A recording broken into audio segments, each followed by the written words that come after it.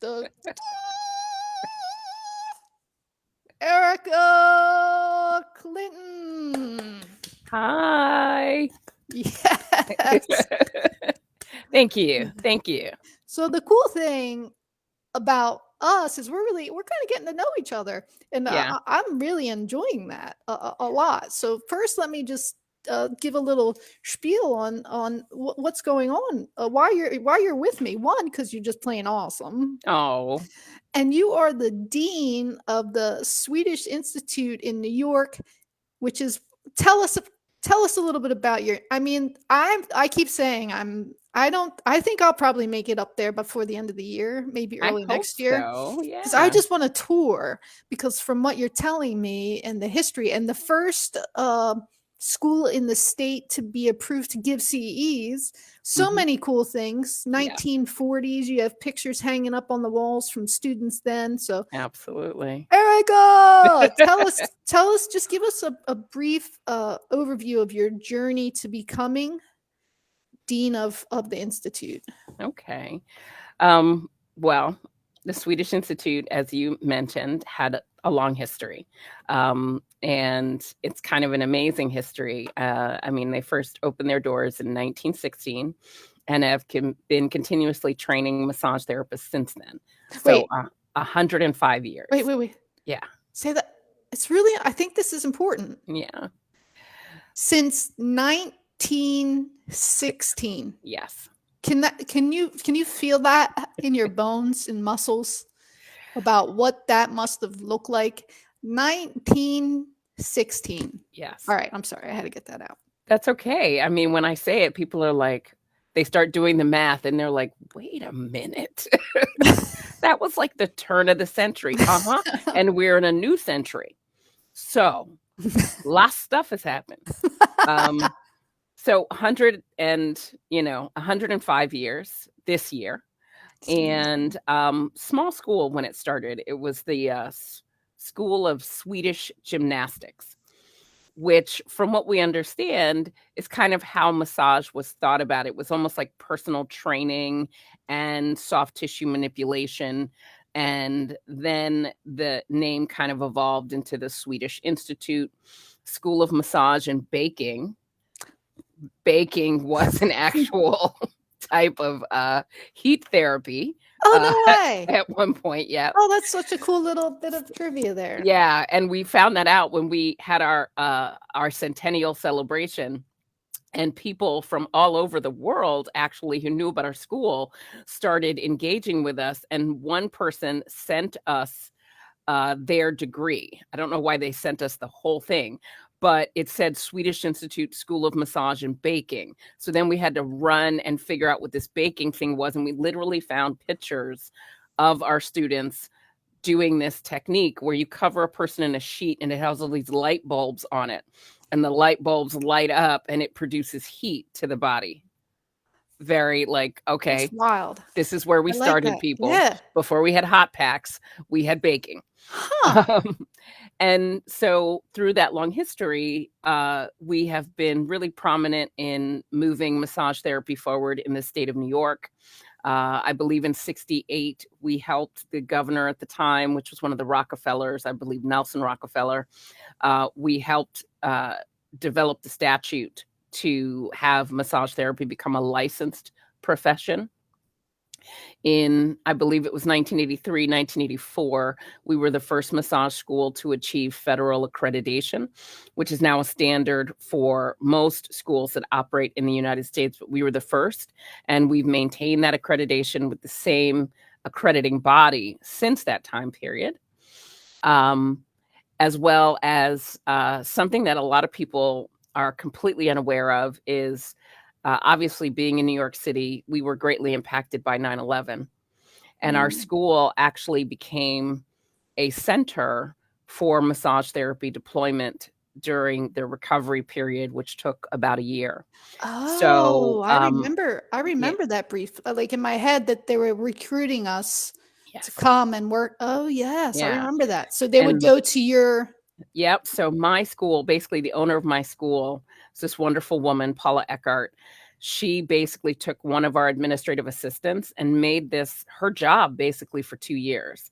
So for Wow. 2 years, she worked with a yellow pages and a phone in an office, and she basically coordinated with every fire department, every police department, every hospital, anybody who needed or thought they needed massage therapy at their location called us.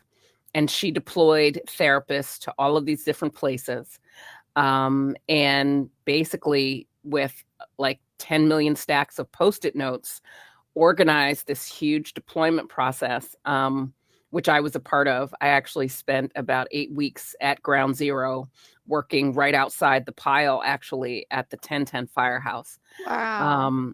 And so we were a big part of that, and, got a presidential basically thank you letter and from the city and the fire department. So we were a big part of that. So we've always been a huge part of New York history as well.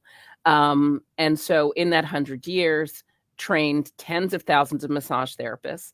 And as I had mentioned to you before, one of the things that always made me really smile is how diverse and significant for women and immigrants and people of color Swedish Institute has been.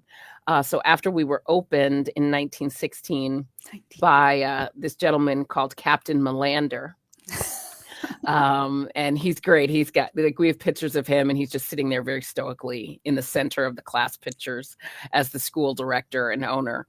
He sold the school to one of his administrators, who was a woman whose family basically owned the school for about the next 60 to 65 years, the Eckhart family.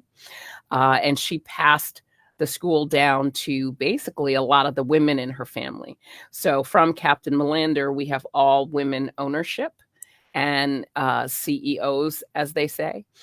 And when I came to school in 1997, two of the nieces of this original owner were running the school, Paula and Jean Eckhart. And my dean at the time was this great woman named Lucy Lieben. She's still a great woman, but she is retired from working for us. And she basically, guided my education from afar, and then hired me very soon after I graduated to work in our school clinic. I basically answered the phone and folded sheets and made sure the students had all the materials and the tools that they needed. And our program had just transitioned from being a diploma of about 695 hours to an associate degree program that was over 1,000 hours. And in that transition, we had to add a lot of things to the program. And one of the things that we had to add were what we call offsite externships. So we send our students out to, let's say, Ronald McDonald House, who's been a partner of ours for a long time, and we work on the parents of all those sick kids who are staying there. Mount Sinai, which is a big hospital in New York, we work with their ER staff. So we did that as part of this program. And that part of our program was run by a wonderful woman named Jennifer Plumhoff. Again, women running Swedish Institute has always kind of been what happens here. And unfortunately, Jennifer was in a horrible accident, and we lost her. And in losing her, somebody had to run this program, and nobody else in the faculty was really interested. But one of my former teachers was a woman named Janine Strenta. She still works here. And she looked at me as I was working at the clinic desk, and she said, "You should apply for that job." And I was like, "What?" And she said, "No, you're organized. You have a good head on your shoulders. You can manage this program of our externships." And, at that time, there had already been discussion about me joining the faculty, and I had started to train to be a teacher. And so she said, "You should go for it." And I was like, "I've been here like 3 seconds. Who's going to hire me?" And she said, "Well, just apply for it." And she put in, I guess, the good word for me. And Lucy Lieben interviewed me, and they gave me this opportunity to run this part of the program. And so I did that for about 5 years. Then I became the director of student services, which has some different responsibility. And then I moved back into the academic departments and ran the clinic and the clinical studies department for probably the next 9 or 10 years. And During that time period, the school was sold. So we were out of the Eckhart family and now part of a corporate educational system, basically. As that transition started, and I was part of the administration of the school, Lucy made her decision to possibly step back a little bit.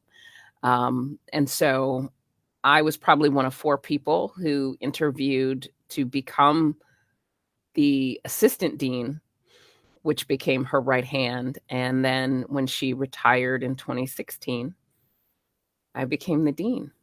Yes.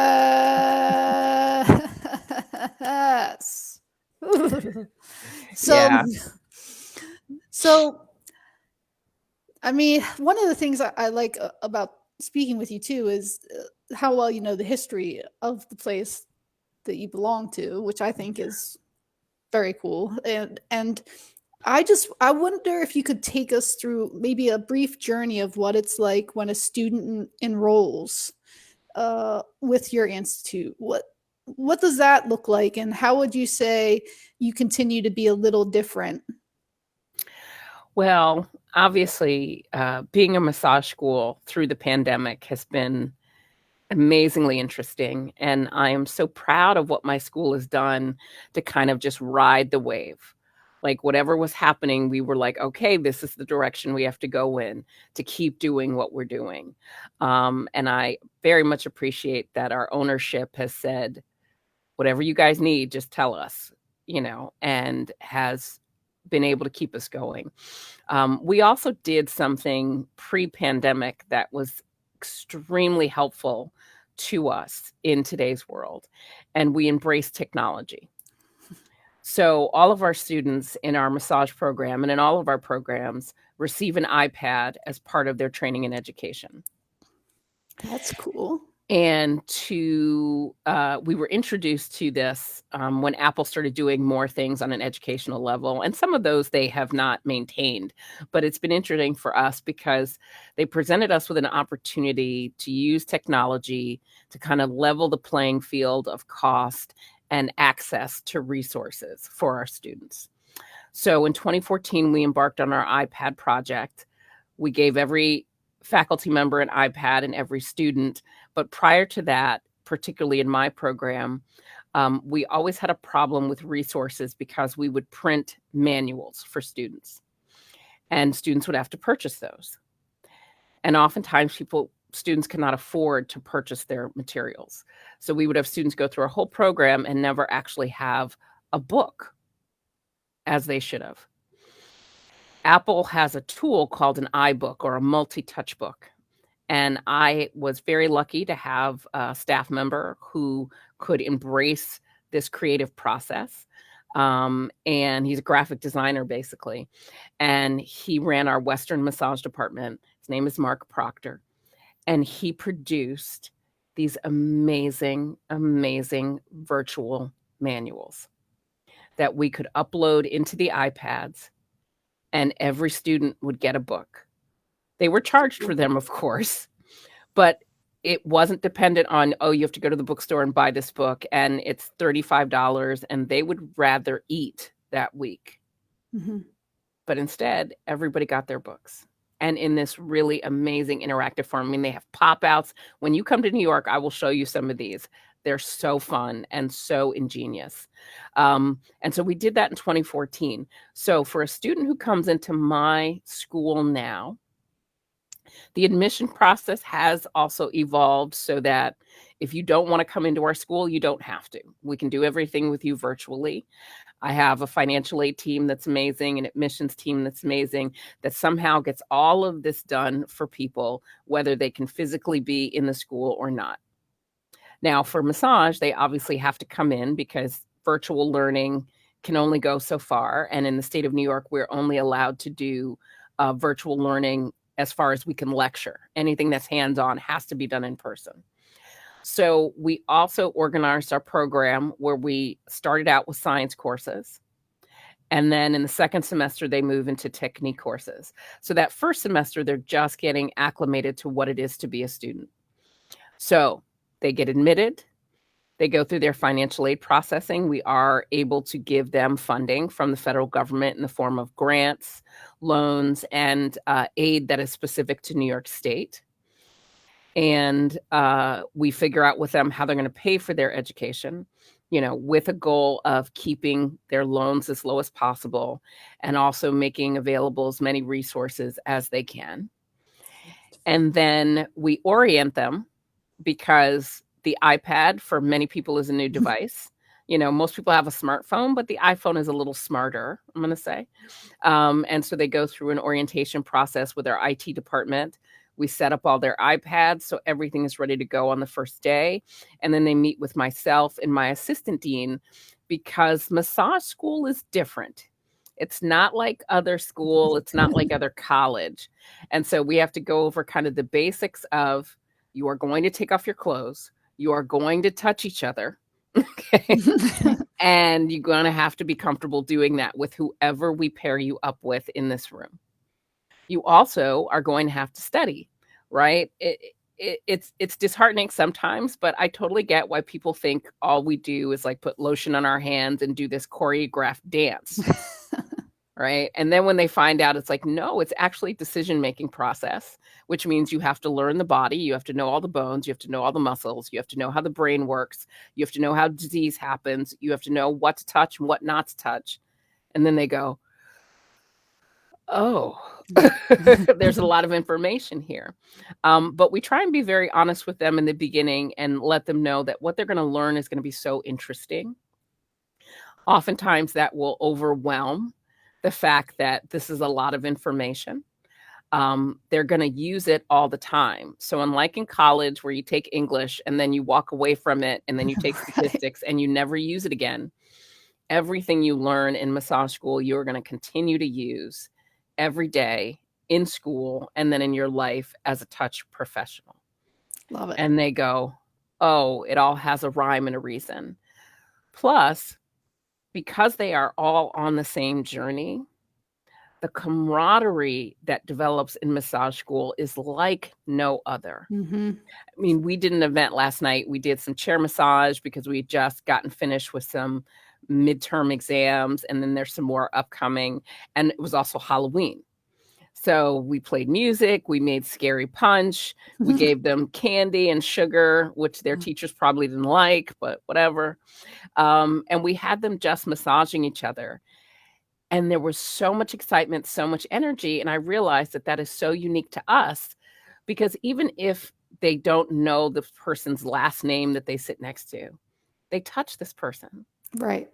They have this really unique relationship with them and their body. They understand their aches and pains.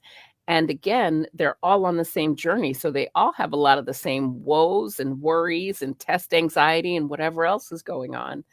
And they get to come into our classrooms, drop all of that stress of their outside world, and just do this amazing work. Mm-hmm. And we teach them how to breathe and how to love their bodies and how to engage with each other in this nonverbal way that is so powerful. And they learn so much about themselves. And that I tell them from the beginning. I said, the person you are today and the person you are when you graduate from my program in 2 years, it's probably going to be different. Yes. Because you're going to learn a lot about yourself, how you interrelate with other humans, because that's also the funny thing about massage. It's like, yeah, you have to talk. You have to be able to build rapport with a complete stranger. I mean, no one who doesn't know you is not going to take off all their clothes and lay face down and trust you. If you can't look them in the eye and make them feel okay, that you're going to be safe and take care of them. Mm-hmm. And so they build all these dynamics that they never thought they would. And for many of my students, they come out of a school system that, when my parents grew up in New York, the New York public school system was tough. Now it ain't so great. And it has these moments, and you see that where children who grow up in more affluent neighborhoods have better education. And so I get them sometimes, and they don't even know what a cell is. They've never heard the word in any positive terms, let's say. And so we have to teach them kind of the basics of science. And these are adults. we also have to teach them how to study. So what we've done for our new student is, besides making an admissions process that is fairly linear and supported, like someone literally says, you're going to go here next, and now I'm going to take you here next. And then when they hand them over to academics, I say, okay, now I'm going to give you all these tools and make all of these resources available to you. But I also need you to make decisions about what you need. So we have review classes twice a week for all of our science courses. We offer free tutoring for any student Wow. who needs it with a peer tutor. And sometimes I even get my teachers involved. We have an actual dedicated practice room within the school. Part of that is because New York State mandates that, just like any other healthcare profession, our students cannot practice their trade unsupervised. So from Monday to Saturday, pretty much from 11 to 9 o'clock at night, I have a licensed massage therapist that sits in a classroom, and the only thing they do is make sure that students have a safe space to practice in. They give advisement. They make sure that everything they're doing is safe and comfortable for themselves and their partner. And so, we try and give them everything they need within our walls. Great teachers. All of my teachers were trained at Swedish Institute for the most part. I think I have one that wasn't. She's great. They all have long histories. Some of their teachers were my teachers, and a few of them have been here between 30 and 40 years. That's So awesome. complete dedication to the school and the profession, and they know so much. I'm really trying to get them, like, can we record everything that you do? Because when you're not here, we have all of this knowledge that I hope we can continue to move forward. And I can tell you like the school. I do. I love it. I mean, honestly, I tell my students all the time, Swedish Institute saved my life. I barely made it out of high school. I was not a good student. I didn't know what I was interested in, and I had no direction. I got into a decent college, and that's because I went to a highfalutin boarding school. But when I got to college, it was like really expensive private college. I knew whatever 4-year degree I left there would mean I would be working, at Starbucks or at the job that I had in college. I wasn't going anywhere without a master's degree or whatever. And I wasn't in love with what I wanted to do. The only thing that I knew absolutely in college was that I wanted to help people. I wanted to do work that didn't take anything away from people. And so initially it was kind of like medicine, but also it was because my parents were those parents who were like, doctor or lawyer, that's it, only choices. Nothing else. So the doctor thing went out the window. I think when I realized there was like 20 years of school that was going to have to happen, I was like, I don't know. Then it was the law. And then I went to high school and the LA riots happened. And those cops got away with what they did. And I said, oh, there's no justice in the law. I don't want anything to do with that. And so I was like, well, what am I going to do? So I dropped out of college after 2 years, much to the chagrin of my parents, and I got a job. And in 6 months, I had gone from like my entry-level position to the highest level of administrative support that they had. And I was like, and I am going nowhere else. Right. And a girlfriend of mine who did administrative work came home one night, and I started rubbing her shoulders, and she was like, babe, you should do this. And I was like, do what? She's like, you should become a massage therapist. I was like, shut up. That is not a real job. I didn't think it was either. I didn't either. It was 1990, I think 1996 when or maybe 95 when I first heard of all this. And I was like, what? I know. I was totally like, what do you mean? And she's like, there's a school down the street from where you work. And she had been considering it, although this was the first time I had heard that she had been considering it. And she pulled the application for the Swedish Institute off of a pile of papers that were on her desk, and she handed it to me. And she said, you should check them out.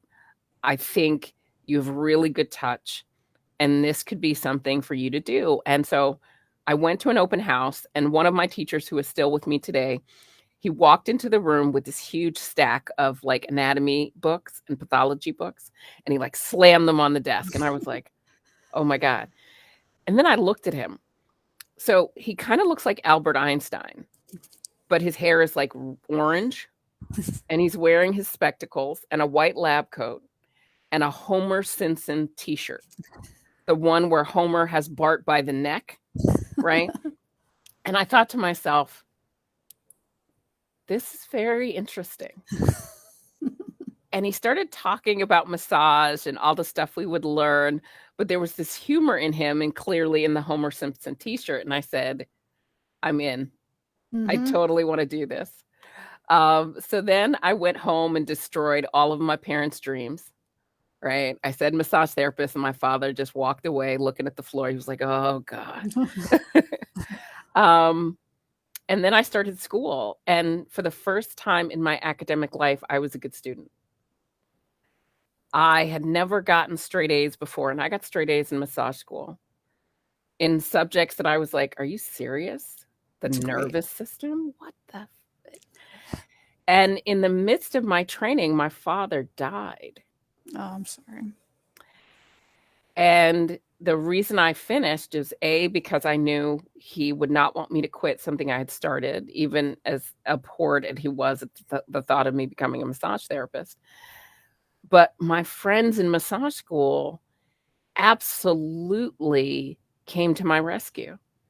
I took a week off after he died, got everything arranged, had his funeral. And when I got back to school, they were like, these are the notes. This is who you're studying with. We have homework due tomorrow. You're going to do it tonight with so-and-so. And it was like, they really were like, we're not leaving you behind. And that's one of the things that I really love about my school is that somehow the work creates this camaraderie, this synergy that is absolutely amazing. And we take care of each other because we know how important that is. I mean, too, especially after 100 plus years of serving the community, there's just something behind that. Yeah. Time takes time is one of my favorite quotes. Mhm. And, you know, having that much time doing what you're doing, I would guess that you have a lot of things down pretty tight. I do. I mean, my students are always like, we're scared of you. And I'm like, good. I don't want any BS. You know, I want them to know that I'm here. I want to hear about the good, the bad, and the ugly. But I also want them to understand that I have expectation of them. And the reality for a lot of my students is sometimes we're the first people to expect them to achieve. And I really want them to understand I'm behind you, but you need to work. You may need to work harder than you've ever worked before, but I've got your back. So good. You know, because also for many of them, they are looking at futures where it's so unclear to them what they're going to be and how far they're going to get in life. And I love the fact that massage therapy doesn't have that glass ceiling that everything else does. Said you are going to be as successful as you want and determine yourself to be, because everybody needs touch. The work is out there. You all have these great ideals about who you want to work with, and all of that is possible. And no matter your color, your race, your orientation, your gender identity, none of that is really going to matter in this trade. And your brothers and sisters will be behind you every step of the way and will support what you're doing.